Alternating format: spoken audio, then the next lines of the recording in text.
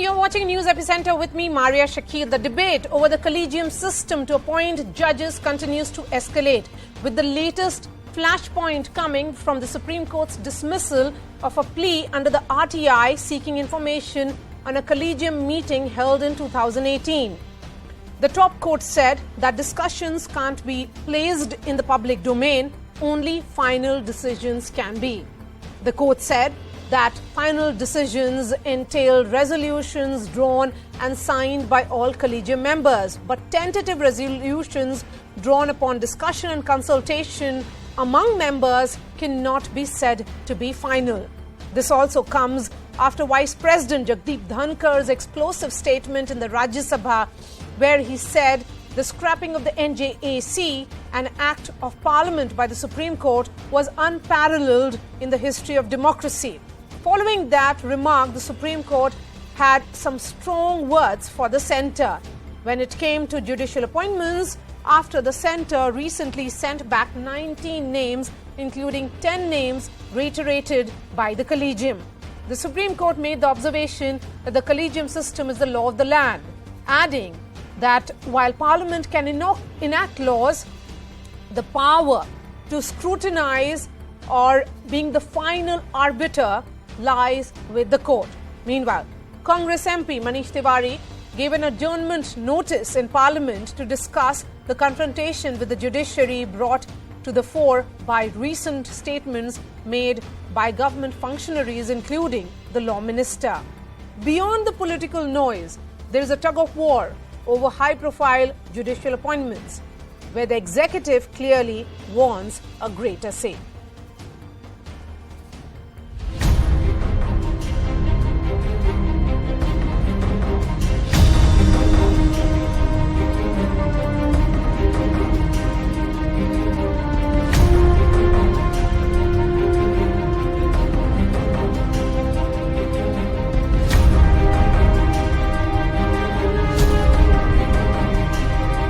Parliament, in a much-needed historic step, passed the 99th Constitutional Amendment Bill, paving way for the National Judicial Commission.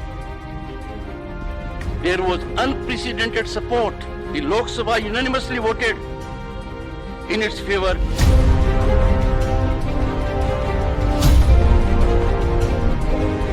The Supreme Court has said that the Parliament can make laws, but it is the judiciary which has the responsibility to scrutinize them. This is almost like collision course that we have been talking about. Well, that's the constitutional arrangement. Parliament has the right to make laws, but the final arbiter of those laws, in terms of how they square up on the touchstone of constitutionality, is a mandate given by the Constitution to the courts.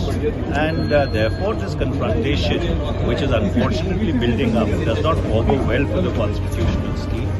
And therefore I had given a notice under Rule 184, an adjournment notice, to have a detailed discussion.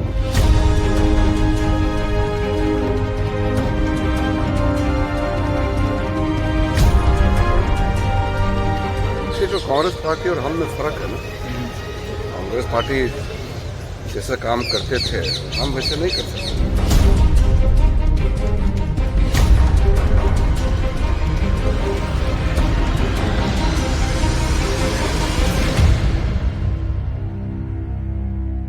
So where is it all headed? Is it now a complete collision course on which the executive and the judiciary are on? Here is the argument from both the sides.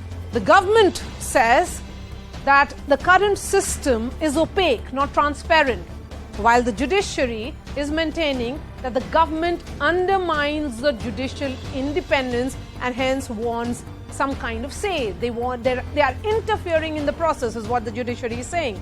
The government has gone on to say that there is an empire within an empire in the top court, while the judiciary has disagreed, saying that primacy must remain with the Chief Justice of India and the group that chooses the future judges of India.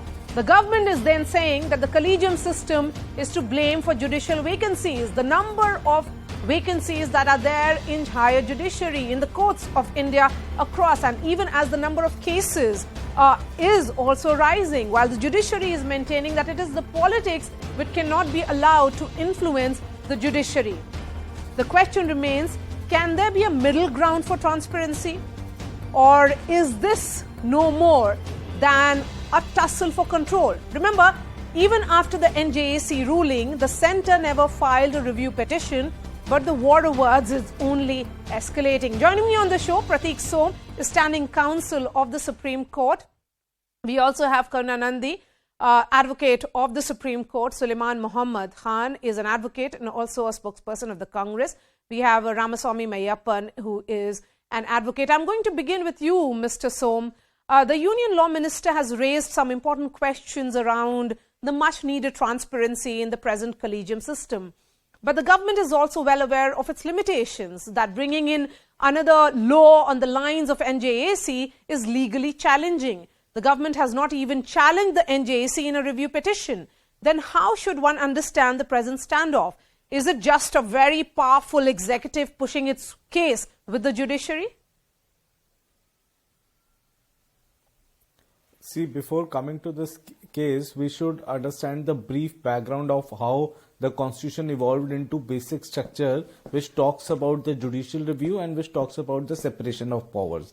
See, it was reaffirmed in Keshwanand Bharti case that there will be separations of power between executive and judiciary will always have a final say in terms of judicial review. Then this was again reaffirmed in Minerva Mills case and Raj Narayan Indira Gandhi case. And thereafter, in 1992, when the second judge's case came up, the collegium system was introduced, and since then judges are appointed through collegium system. In 2014, when NGAC came up, the same constitution bench struck it down in 2015 by 4:1 ratio. The reason being that there may be an imminent threat to the separation of power and maybe interference of executive into judiciary. But let me tell you that when the Keshwanand Bharti case, which is the foundation of all these things, the sense of that judgment is that it is illustrative and this is not exhaustive. And the bench at that point of time had a sense that the dynamic constitution which India has and the dynamic society which India has may need some kind of changes in future. So the NGAC which came in 2014 is a classic example of that. Because of the ever growing, the strong democracy which India has and the strong mandates which the current governments are having, it is always welcoming that recommendations come from the judiciary, from the executive for the appointment in the judiciary. So the judiciary, according to you, has to be a little more accommodative. Ms. Nandi, the biggest criticism of present collegium system is the lack of transparency. Even the second part of the NJAC judgment envisioned setting up of a secretariat, bringing in more procedure. All of that has not been compiled with. Is it utopian to expect an institution to change from within then? No, I don't think it is at all. And, Ms. Shakil, I think many of us are in favor not only of greater transparency with the collegium and reforms to the collegium in line with the NJAC government, the judgment, but also, even if one were to step away from the collegium system, the government cannot have a veto. Because while the speaker before me has gone through some of the case law, and that's important, what is really attempting to be done here? We have the government and no less than, a constitutional functionary like the vice president using quite intemperate language and in the presence of somebody who must be given the greatest respect, right? Like you have the leader of the Supreme Court, right? And in such a situation, what is clear is that it is a full frontal attack on not just the Supreme Court, but the entire judiciary. And what is being sought is the conflation of the government and the judiciary in a way so that the judiciary does not hold the government to account when it doesn't wish to be. So that maybe in the day-to-day cases, maybe if there's a particular notification that is found to be unconstitutional, that the government doesn't care that much about, then that may not be an issue. But when it comes to the Rafale scam, when it comes to the amendment of the the Finance Act, so that the government, corporations from Indian corporations, without telling voters where that money is coming from, and those cases are just pending before the judiciary. Already the separation of powers has been damaged, but currently the attempt is to collapse it entirely and make the judiciary merely an arm of the government. Okay, but and this is something that will strike at the heart of India. But we have and also this is seen a problem, and this is something that we really the kind of must be aware pushback of that is coming from the judiciary as well, with the kind of observation that has been made, particularly in the context of legislation and the laws in general. Suleiman Mohammed, the fact is also of the charge that has come from the executive and also a certain section of the legislature that there is nepotism and dynastic succession in the judicial appointments, and that won't end on its own. Yeah, Maria, I'll agree with this. There is nepotism, there's appointments, there's certain favoritism. It's in the public domain. But the issue is the way this issue, the confrontational mode in which this government is working. You know, as the learned counsel before me has expressed her views, and she's very right in saying that the high functionaries, constitutional functionaries like the Vice President of India, the Law Minister in presence of the CJI, saying something like that we have not seen, using very strong words, is, you know, it's not good for the constitutional democracies and the institutions to work like this. And when the central government is coming in a full-on confrontation with the Supreme Court, it will not be well taken. And that is what has been expressed by a bench of Supreme Court, that it is not well taken. These comments are not well taken, and they have advised the Attorney General to advise the government on this. No, and but let's go a little beyond that. Let's look at the constitutionality of the present collegium system. And Ramaswamy Mayappan, come in on this. What really is the constitutionality of the present collegium system? It's argued that it finds no mention in the constitution and has been developed extra constitutionally. That is the criticism that has come in. Please explain to our viewers. See, first, yes, let's take this bit by bit. Before coming to your question, one thing that we will have taken lightweight is both the judiciary and the government are exercising their respective right to express. One. Two, they're not infringing into each other's space. What our constitution so clearly gives, and what the drafters of the constitution and subsequently set by Ambedkar and the other members of a constitutional committee have foreseen, is keeping everyone in checks and balances. The checks and balances is what is provided for today. When one makes a comment, the other responds to it. And when one says that the law can be framed by the parliament and the other can only review the same, it means those checks and balances. So let's take it in that way. But if we take every term politically, that may not be the right spirit of how it should be handled. But irrespective, coming to your question, the collegium system does not figure its way into the constitution. But why did it come into place? We had a history where the executive was making appointments. It was good. We had legendary judges who've come through that we've been proud of, we've learned from, and we look up to. But there was some impasse where we found some irregularities and something that wasn't acceptable to our society. Then came the 3 judges case, and then we found an alternative mechanism. The collegium system grew, and for the past 2 decades and a bit more, we've had the collegium system. Has it worked exceptionally well? It has worked for a significant period of time. But are we finding inefficiencies in the system? Yes, we are finding inefficiencies. And this is not coming from me, this is not coming from another layman, this is not coming from a politician. The same 5-judge bench that examined the NJAC did say that all is not well within the collegium system. So, should we look at making corrections and improvements to the existing form? Yes, we do. There is a review mechanism that's available for every individual, every job, every organization in the country. Does the judiciary also need to look at a review mechanism for its own system? Yes. That's not a comment again coming from me, that's coming from learned judges also. Yes. So that being the position, So this I is think essentially what we need to look at the is judiciary and the executive expressing its own set of views and should not be seen as some kind of collision, being on some kind of collision course. Karna Nandi seems to be disagreeing with me. But Ms. Nandi, one thing is a given, the need for reform. How will the Supreme Court reform the process of appointment? And can it fight the institutional resistance then? I think that there are a number of things that are being done already, some of which have to be done in collaboration with the government. For example, from the time of Chief Justice Lodha, there were requests that the staffing of the vacant positions in the high courts and be done at a much faster rate, and it just wasn't being done.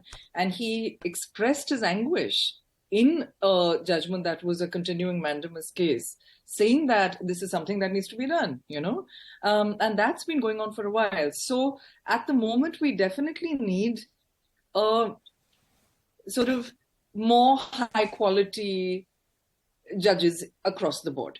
In terms of more women and more people from different castes and more what does high quality judges mean?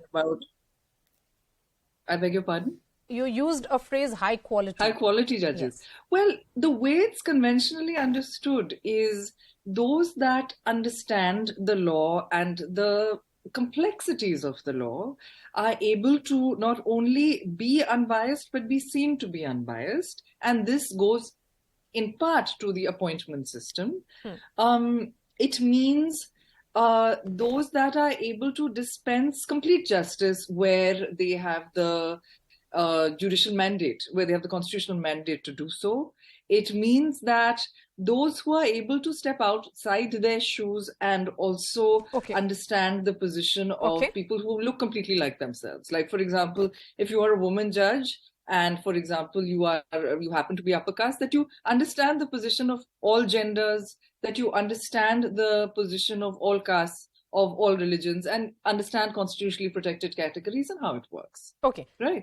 So the quality of justice is something that must be very zealously guarded.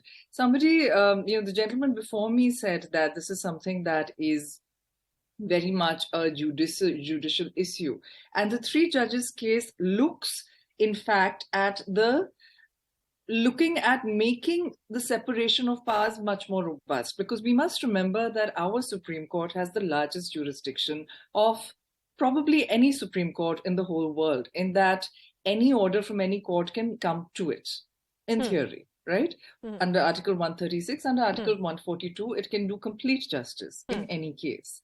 Now, when the government is the largest litigant before the court, and it is, then is the separation of powers and the balance between Parliament and the judiciary and the executive and the government not something that really goes to the basic structure of the Constitution? Then Pratik, of course it does. So in that regard, the three judges case, I think, merely was looking at how do we make the separation of powers much more robust. Now, talking specifically about the separation of power, Pratik Suman, I have just 30 seconds for you before I give the final words to Mr. Mayappan. Can we have more accountability in the larger public interest? Because there is a lot of faith in the highest court of the land. See, of course, first of all, it's been taken like that NJAC, if implemented, will have, lot of government control and executive control.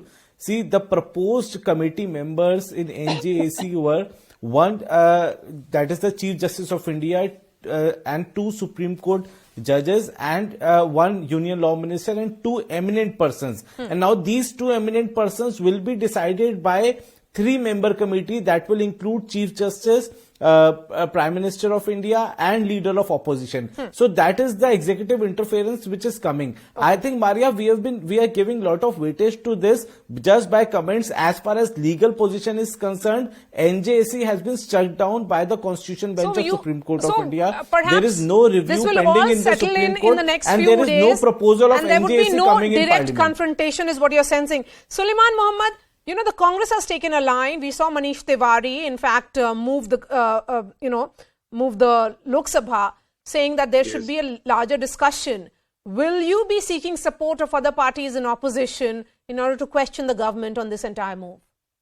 No, I cannot comment on that. I'm not very aware of that. But the party will decide on this. But this issue needs to be debated. Okay. When Supreme Court's collegium is directly being attacked by high constitutional authorities and functionaries, that is not, taken well. This is the institution. Our identity is through Supreme Court. We are lawyers of Supreme Court. Okay. If the institution, which is regarded as one of the highest, dispenser of justice, is being attacked like this, the country, this is an institution we have to preserve. And as far as the transparency is concerned, how transparent is this government? They have diluted RTI. But can it be seen as an attack, or both the judiciary and the executive stating its own position and talking about the separation of power? I will leave this discussion right now, because something that will be debated, at length over the next few days and weeks. Thank you so much for your time, Ms. Kainanandi, Pratik Som, Suleiman Muhammad Khan and Ramaswamy Mayappan. Shifting focus to our second debate. The BJP has created history in Gujarat after winning with an overwhelming mandate, a record-setting 7th straight term in the state. The BJP has won 156 seats in the 182-member state assembly, keeping the Congress and the Aam Aadmi Party to a combined score of less than 25, a distant second and a very distant third. The BJP secured a vote share of over 52%, which means that in fact, every second person who voted in the assembly elections chose the BJP. The success of this victory lies in a combination of the BJP's robust election machine, which is the Sangathan Netritva of Prime Minister Narendra Modi, which is the cult of brand Narendra Modi, which continues to power the BJP in the state, even after 8 years when he moved out of Gujarat when he became the Prime Minister. So how has the BJP been able to maintain Gujarat as a saffron bastion, making it almost opposition mukt? There are 5 signature policy areas or pillars of the Gujarat model that continue to pay dividends even today. I'm going to bring that in just a moment.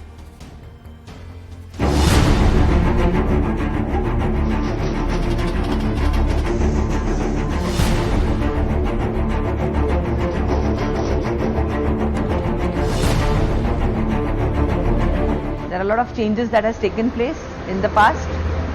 Quick changes, the city has become very clean. But in the past few years, a lot of changes can be seen, which is positive. मैं भाजपा के साथ हूँ। क्यों? क्योंकि उससे मुझे बहुत सारा फायदा करवाया है, इसी सरकार से मैं बहुत खुश हूँ। Bharatiya Janata Party is going to break all-time record, and it is not negative vote. It is all positive vote. It is not anti-incumbency. It is not that people do not want somebody, so they are voting for Bharatiya Janata Party. તો આપણે આત્મનિર્ભર બનવા માટે અમે સારી સુવિધા આપી છે, એટલે અમે એને જ સપોર્ટ કરીશું એમ. ખેડૂતોને બધાને પશુપાલકની સુવિધામાં બધી સારું એમણે એ કર્યું છે.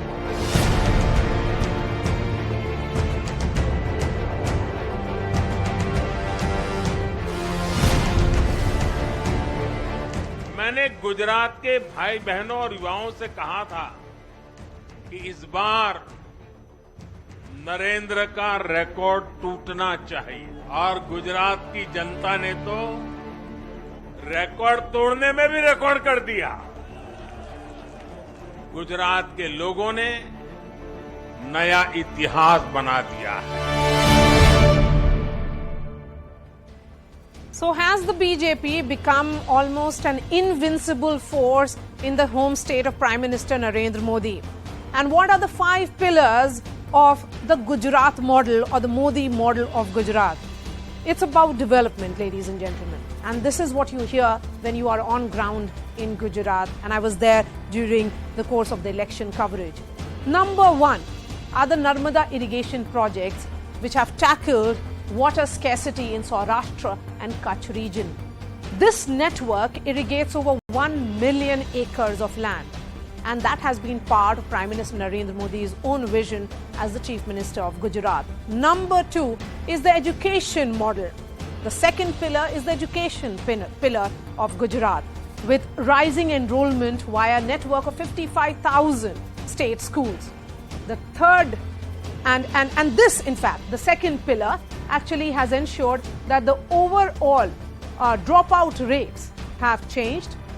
The state has seen lower dropout rates via multiple Beti Padhao schemes and an exponential rise in colleges and universities from 2002 to 2022. Number 3, peace and security. With no riots, stable law and order, and a terror-free environment. That is what you hear. The sense of safety security is given. That is why people don't even talk about it. Number 4 is the dairy revolution, where the cooperative network has empowered lakhs of farmers, and 70% of revenue goes to farmers, and most of whom are women.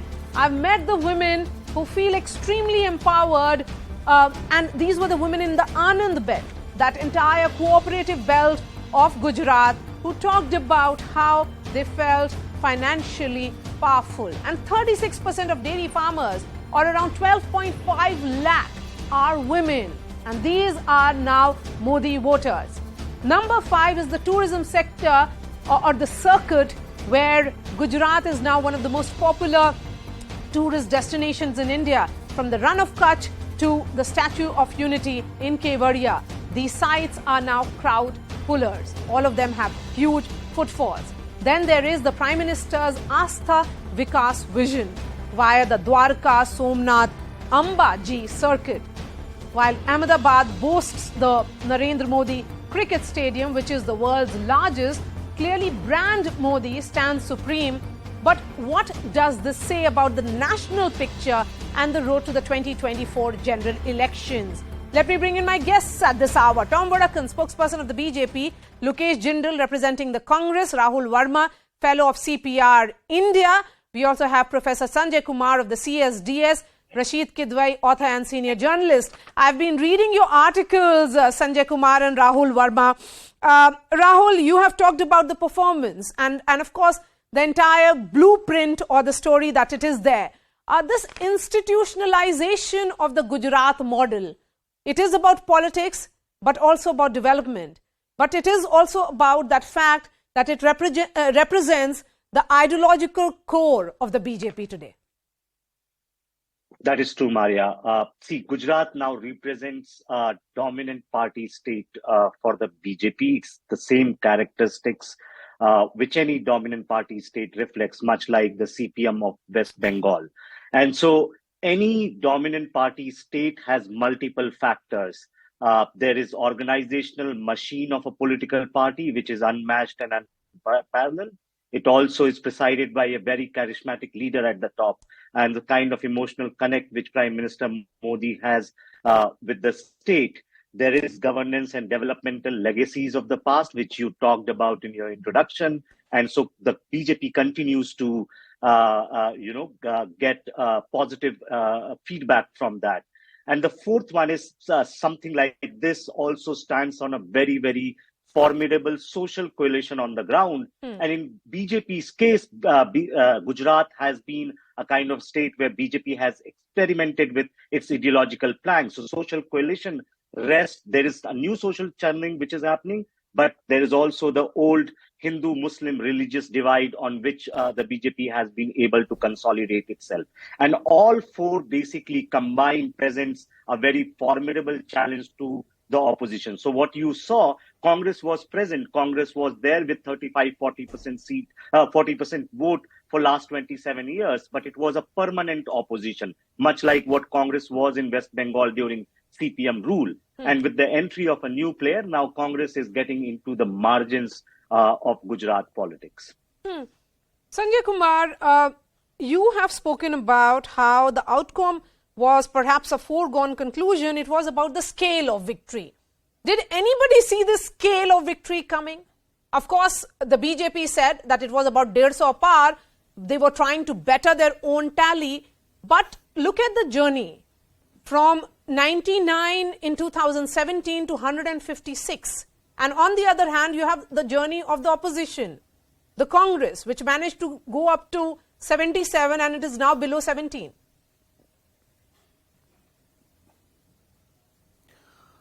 Maria, it would be difficult for me to say now, but I think I have said multiple times on different platforms, whenever I was asked this question about how do I see Gujarat Assembly elections, my statement used to be in Gujarat BJP is heading for the biggest victory, and I used to say I won't be surprised if BJP crosses 150. But let me also confess, I didn't imagine that BJP would be able to increase its vote share. My belief was that anti-BJP votes are going to get badly split between Congress and Aam Aadmi Party, and that will give BJP a huge advantage.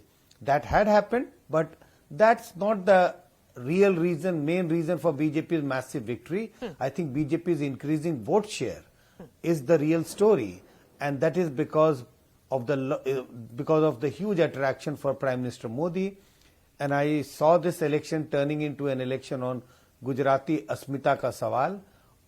Prime Minister Modi represented that Asmita, and that is how I think BJP has been able to register this massive victory. And so it was about strengthening the hands of the son of the soil who was sitting in Delhi, while a faith vote, which is about that here is the party which has delivered for 27 years on multiple counts, may not be on all counts, but this is the party which will deliver in future.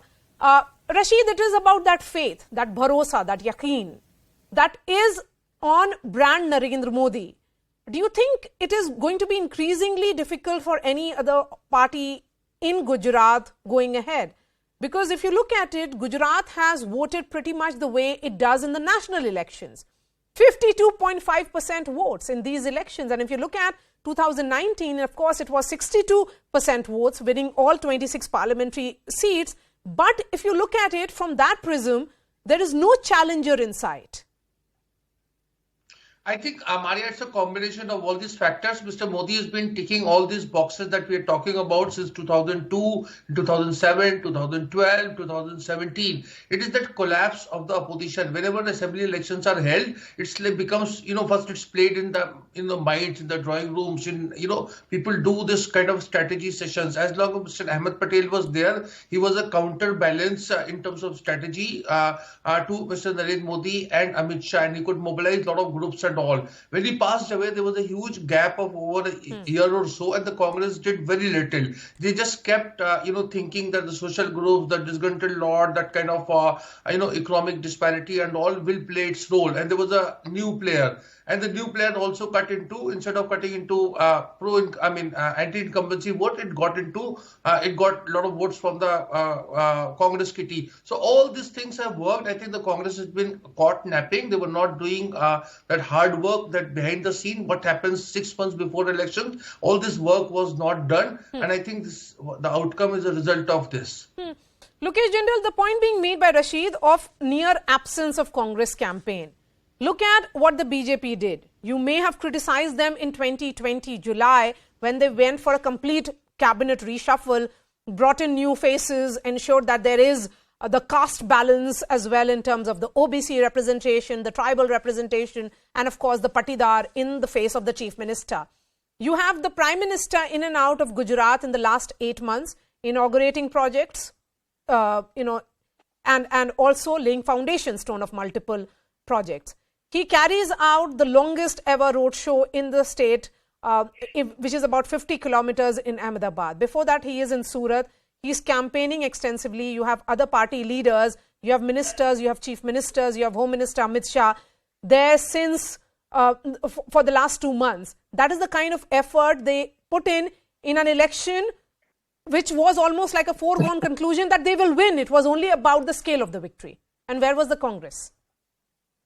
In the beginning, you said that Gujarat model represents the ideological core of the BJP. And all these points that you counted, these were also applied in Himachal Pradesh. The Prime Minister went for more than 4 times. Chief Minister Yogi went for about 16 times. And with respect to the emotional connect also, the BJP President JP Nadda hails from Himachal Pradesh. So with respect to Himachal Pradesh, the incumbent government was that of BJP. So when you're talking about Himachal Pradesh, all these parameters are very much present there. The question is, why didn't this magic work in Himachal Pradesh? Because the point is, today, BJP has been reduced to one-man show. there is this particular marketing projection of some brand Modi that has eclipsed the party at large. So what has happened? This worked in Gujarat, but it does not work in Himachal Pradesh. Because in Himachal Pradesh, what happened? The government was apathetic to the cause of unemployment. The government came out with Agniveer scheme. Lokesh, help me understand that why did the campaign why wasn't the Congress seen to be campaigning? The reason why I'm asking is that the Congress leaders kept saying कि ये silent campaign hai. On one hand, you had a silent campaign, which was largely an absent campaign. On the other hand, it was about all hands on deck, going all out to win a state, which was a prestige battle. You had 77 in 2017. It came down to 17 because the Congress was missing. See, there is no excuse for this. In fact, every congressman has taken responsibility of it.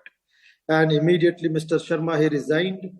Yes, there has to be a greater connect with the masses at the grassroots level, a complete rethinking, reassessment, reformulation, and the party has to come about with a greater energy, greater vigor, so that it can overcome this particular setback of 2022. I will not give any form of an excuse or accusation in this particular regard, but yes, I would again remain firm to my viewpoint that this particular overhype of the brand Modi and the Modi magic, it is limited. Okay. It is invincible, that brand and Himachal Pradesh works in Gujarat, but that brand doesn't work in Himachal is what the Congress is saying.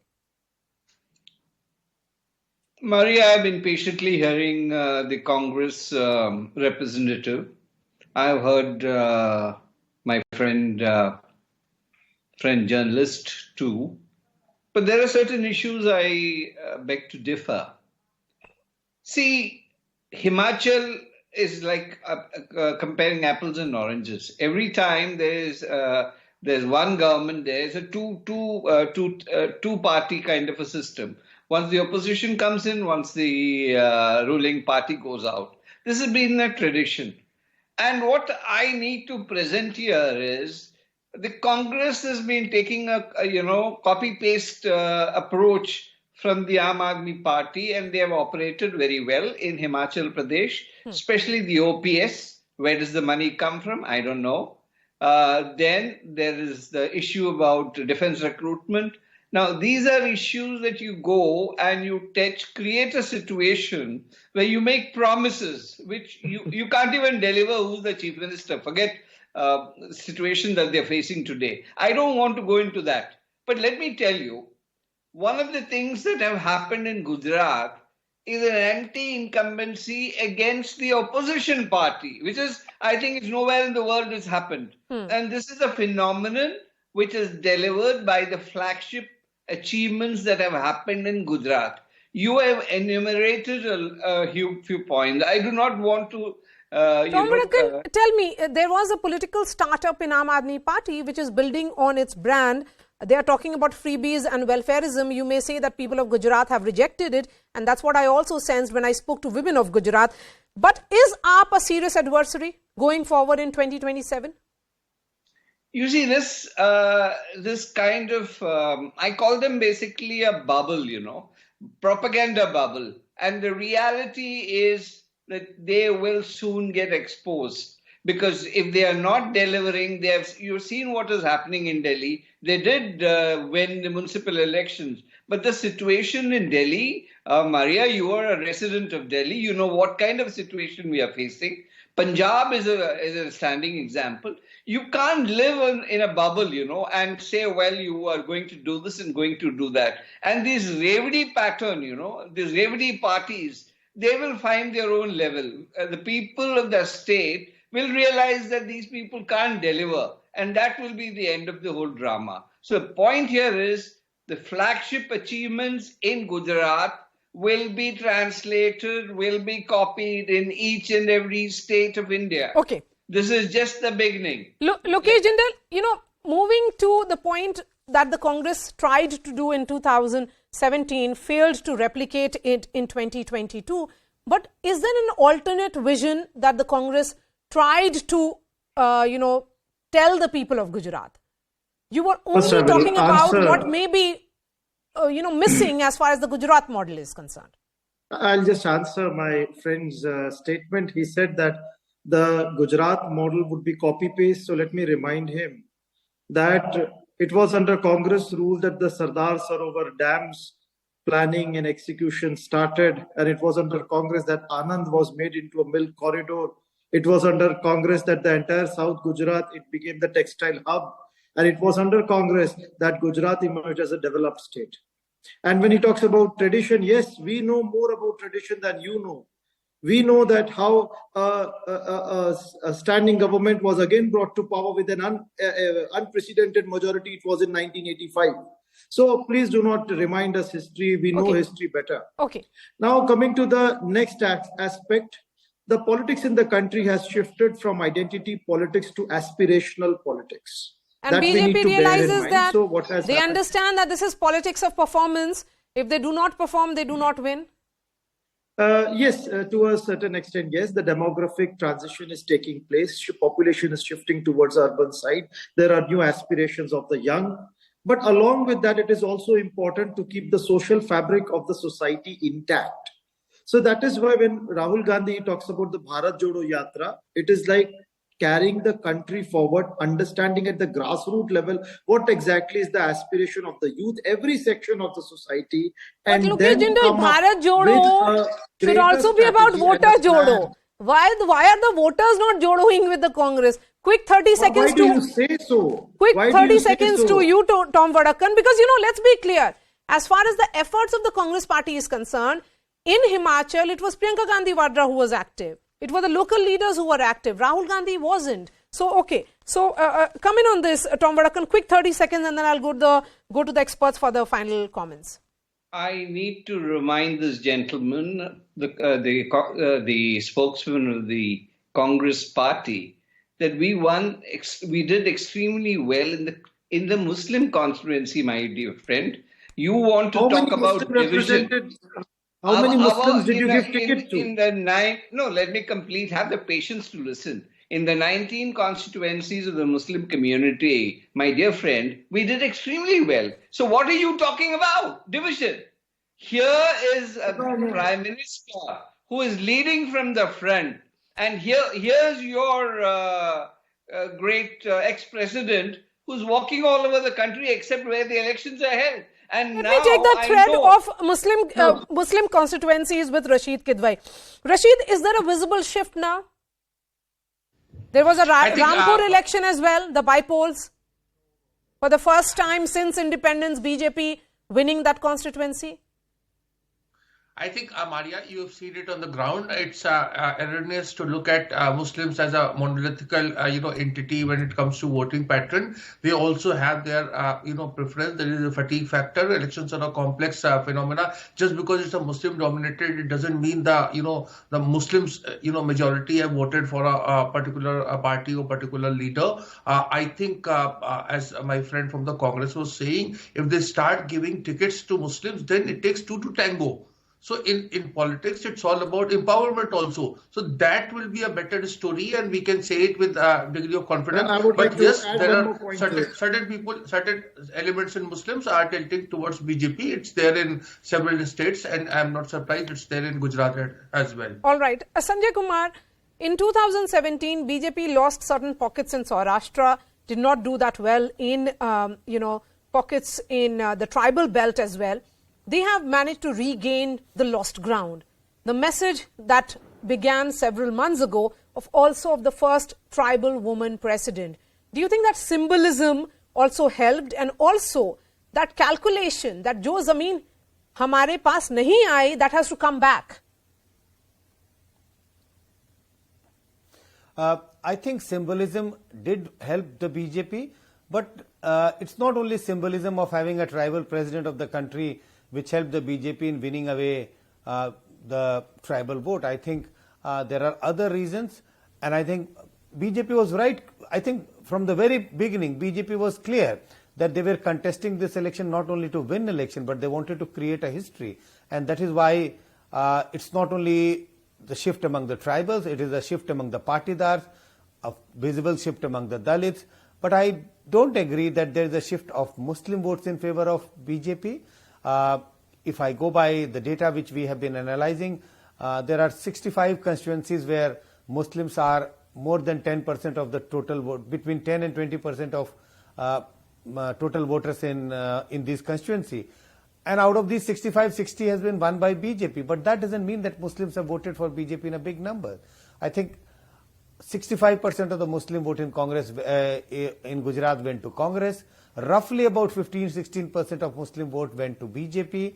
That has always been the case. If we look at 2017 or earlier elections, roughly 15 to 20% of Muslims have always voted for BJP in Gujarat, and that's the case even in this election. Okay. I have just enough time for Rahul Verma. The Prime Minister campaigns as if he is on the ticket. That's apparent.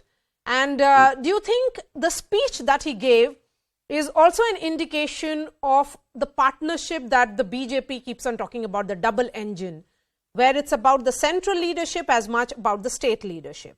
When he says that Narendra had promised that Bhupendra will break Narendra's record and hence Narendra has to put in extra effort. True, Maria. Prime Minister leads from the front. Be it a small election, big election, small state, big state, even for some local by-elections also, he continues to send signals. And the most interesting part of it's like he makes each election very important. And that's what BJP has been doing under Prime Minister Modi. For them, election is not just about winning it and winning it for the sake of power. BJP makes it a matter of organizational expansion. BJP makes it a matter of ideological expansion. So every time when they campaign, this is, of course, they do want to win election, but because the election is closely tied to building up of organization and expanding the ideological footprint, the party goes inch more every time. Even the places where they are losing elections, look at the shift that they have managed to bring in, be it West Bengal or be it in southern India, even where they are not a significant electoral player, if they make sure that in the campaign they get talked about. Yes. For example, in Tamil Nadu, BJP is a very minor player, but DMK in its election campaign attacks BJP as much as it attacks the AIADMK. And so that's the first point. For BJP, elections are also about organizational and ideological expansion. The second point is, which is very interesting, that not that Prime Minister, talks about the state leadership and showers praise to the state leadership, for example, in Gujarat, but he also doesn't forget to thank the workers of the states where the party could not win. So, for example, yesterday in his speech, he talked about Himachal, he talked about Delhi, that we didn't win. But I would like to thank the party workers for working hard. Himachal में एक रिवाज है, हम रिवाज नहीं बदल पाए, but we were very, very close, able to change that. And in some ways, all of this is very important. In that Modi voter that we keep talking about. Thank you so much for your time, Tom Vadakkan, Lokesh Jindal, Rashid Kidwai, Professor Sanjay Kumar, and Rahul Verma. Of course, it was a victory never seen before in the politics of the state of Gujarat, and that has given fillip to the BJP in the run-up to 10 states that go to polls next year, and of course the big battle for 2024. On that note, we are slipping into a short break. A quick update from Himachal when I return. Stay with us.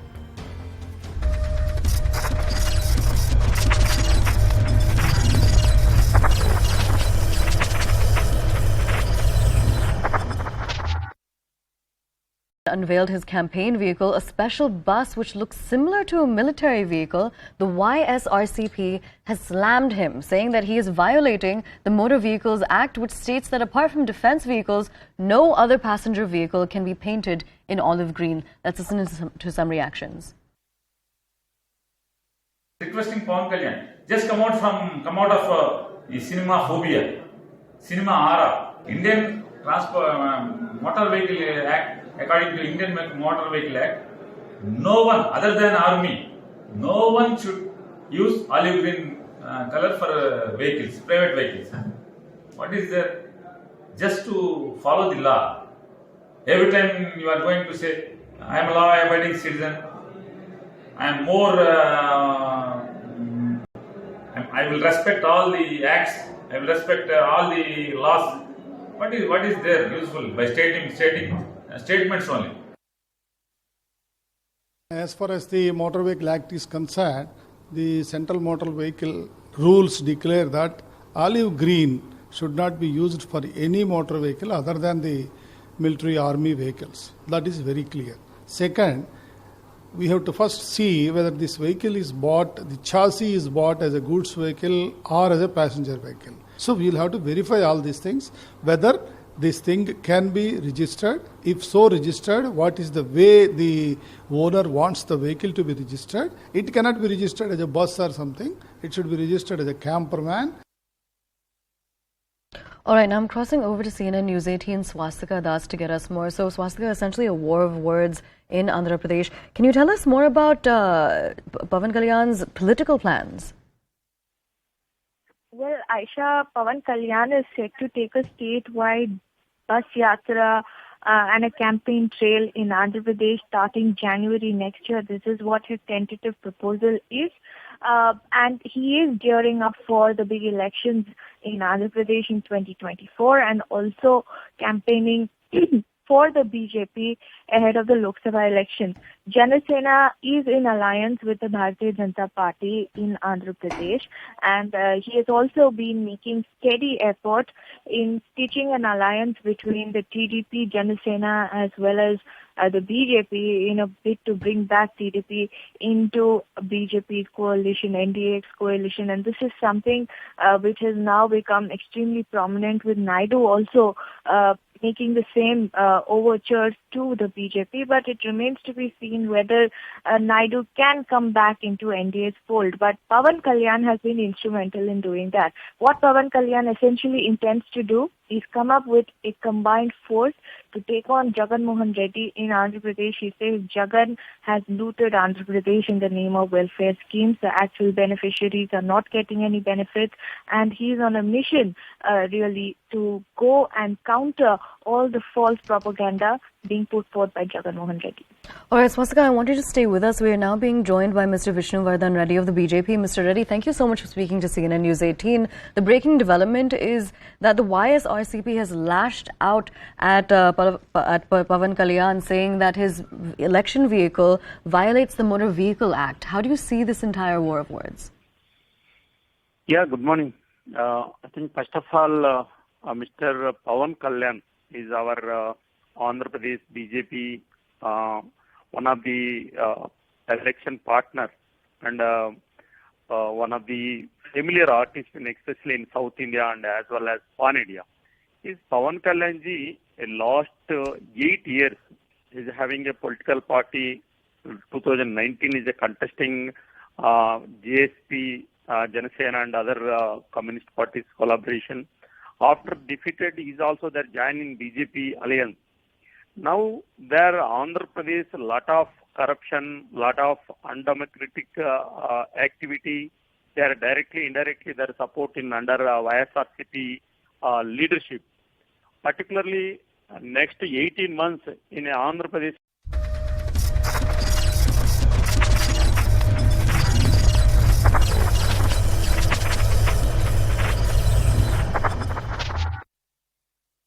Welcome back, and as the tussle continues for the Chief Minister's post in Himachal, sources say Pratibha Singh is almost out of the race, and sources close to central leaders in Shimla say the party is not in favour to go for 2 by-elections. And remember, Pratibha Singh is the Lok Sabha MP from Mandi, and this report will now be submitted to the High Command tomorrow. Akash Sharma is joining us live from outside the Congress office in Shimla. So if late Veerbhadra Singh's family is out of the race, then who is leading the race for the Chief Minister's post? So you see, it was a long day for Congress party, and just a few minutes back, this CPL meeting has been concluded, and you can still hear the sloganeering here And, as of now, one-line resolution has been passed in this meeting. And Pratibha Singh is out of the race. This is what we are learning from our sources. Because Congress party is not in favor to go for by-elections. Remember, Pratibha Singh is an MP, and if party allow her to be the next chief minister, so she has to fight election for an MLA post first, and she has to leave her MP post as well. So technically, Congress will have to fight 2 individual elections, then 2 by-elections, and party as of now is not in favor of these elections, and that's the reason why Pratibha Singh's name is out. Now coming back to the other contenders, so Sukhwinder Singh Sukhu is the name which is the prominent name as of now, and we are learning that he has got support of the MLAs as well, and this is the reason why people are saying that he will be the top contender now. However, he is not the only name. This is not the only name, because we have got Mukesh Agnihotri and Rajinder Rana as well. Rajinder Rana is the same person who fought election in 2017 against Prem Kumar Dhumal and won the election. And this time he has won the particular seat second time, and that's the reason his name is also in the list. As of now, this meeting has concluded, and you can see the supporters here. We have got a lot of sloganeering here. Some are raising slogans in favor of Pratibha Singh, some are raising slogans in favor of Vikramaditya, some are raising slogans in favor of Sukhwinder Singh Sukhu. But as of now, party high command will be deciding on the name of chief minister. This is what we have learned, and this is the outcome of this CLP meeting. Also, as far as this report is concerned, so this report will be submitted tomorrow, and day after tomorrow we can expect some sort of decision on the chief ministerial post here in Himachal Pradesh. Just 30 seconds I have for you, Akash. Is there a possibility of some kind of formula being worked out, particularly to have some kind of representation of Veerbhadra Singh's family, possible deputy chief minister's post for his son, Vikramaditya? Yes. So there is a buzz that, because family was maintaining this, in fact was mentioning it, that, you cannot forget Veerbhadra Singh's name, and you cannot ignore Veerbhadra Singh's family, because you fought a whole election on his name and on his photo. That's the reason why there is a buzz that, Vikramaditya can be a deputy chief minister here in Himachal Pradesh. Okay. But again, party high command will have to decide, and party high command would be deciding day after tomorrow. We are expecting that we'll be getting some sort of decision over it. All right, Akash. Thank you so much for joining us. Akash there live with us from Shimla. That's all from me. Thanks so much for watching.